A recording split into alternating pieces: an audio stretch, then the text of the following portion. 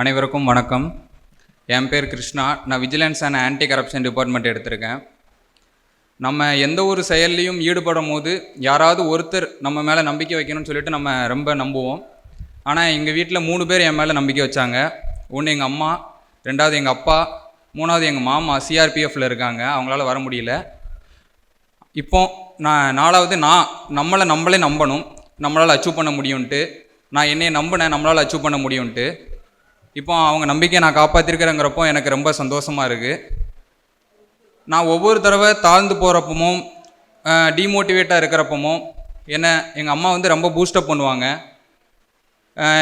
விட்டுறாத, படி. ஊர்லலாம் சொல்லுவாங்க, இன்னும் படிச்சுக்கிட்டே இருக்கானா, இன்னும் வேலைக்கு போகலையா, ப்ரைவேட் வேலைக்கு எங்கேயும் போக வேண்டியதானே, வயசு என்ன ஆகுது அப்படின்னு சொல்லி கேட்டுகிட்டே இருப்பாங்க. ஆனால் நான் எவ்வளோ ப்ரெஷர் ஹேண்டில் பண்ணனோ அதை விட எங்கள் அம்மா அப்பா ஒவ்வொரு ஃபங்க்ஷனுக்கோ இல்லை ஊருக்கோ போகிறப்போ பையன் என்ன பண்ணுறான் அப்படின்னு சொல்லிட்டு கேட்குறப்போ ரொம்ப ப்ரெஷரை ஹேண்டில் பண்ணாங்க. ஆனால் அந்த ப்ரெஷரை ஒரு நாள் கூட வீட்டில் நீ எப்போ படித்து வேலைக்கு போவ அப்படின்னு சொல்லிட்டு ஒரு நாள் கூட என்கிட்ட கேட்டதும் கிடையாது, என்னை டிமோட்டிவேட்டாக பண்ணதும் கிடையாது. எப்போவுமே என் கூட துணையாக நின்று என் வெற்றிக்கு காரணமாக இன்ன வரைக்கும் நின்றுக்கிட்டு இருக்காங்க. அதுக்கப்புறம் 2022 தான் நான் சுரேஷ் அகாடமியிலே ஜாயின் பண்ணேன் குரூப் 2க்காக. ஆனால் குரூப் 2 ப்ரிலிம்ஸ் கிளியர் பண்ணேன், மெயின்ஸ் கிளியர் ஆகலை. நான் அதுக்கப்புறம் 2024, 23 ஃபுல்லாமே நான் 2022 என்ன மிஸ்டேக் பண்ணேன் அப்படிங்கிறத கிளாரிஃபை பண்ணிட்டு தான் 2024 உட்காரணும் படிக்கிறதுக்கு அப்படின்னு சொல்லிட்டு ஃபிக்ஸ் பண்ணேன். அப்படி பண்ணுறப்போ ஃப்யூச்சர் ஆஸ்பிரண்ட்ஸ்க்கு நான் சொல்கிறது என்னடான்னா, 3 விஷயத்த நான் 2022 படிக்கிறப்போ விட்டுட்டேன். அது என்னடான்னா, ப்ரீவியஸ் இயர் கொஸ்டின் பார்த்ததே கிடையாது. 2வது டெஸ்ட் பேட்ச் அப்போ படிக்கிறதோட சரி, ரிவிஷன் விட்டதே கிடையாது. டேரெக்டாக டிஎன்பிசி எக்ஸாம் போய் தான் அட்டன் பண்ணுவேன். 3வது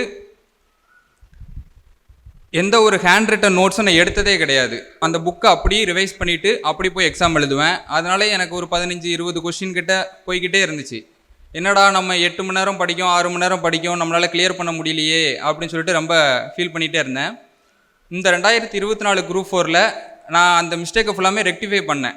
ரிவிஷன் 2 டைம்ஸ் விட்டேன், ஹேண்ட் ரிட்டன்ஸ் நோட்ஸ் எடுத்தேன். அது எனக்கு ரொம்ப ஹெல்ப்ஃபுல்லாக இருந்துச்சு. அதே டைமு டைப்ரைட்டிங் எக்ஸாமும் முடிச்சு வச்சிட்டேன்.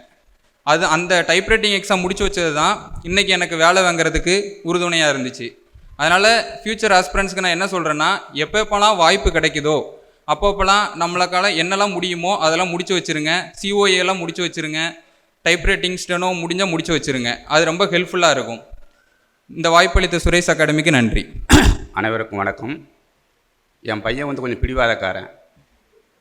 10th முடிச்சுட்டு 11th சேரும்போது மேக்ஸ் குரூப் தான் வேணும்னு ஒரு பிடிவாதம்.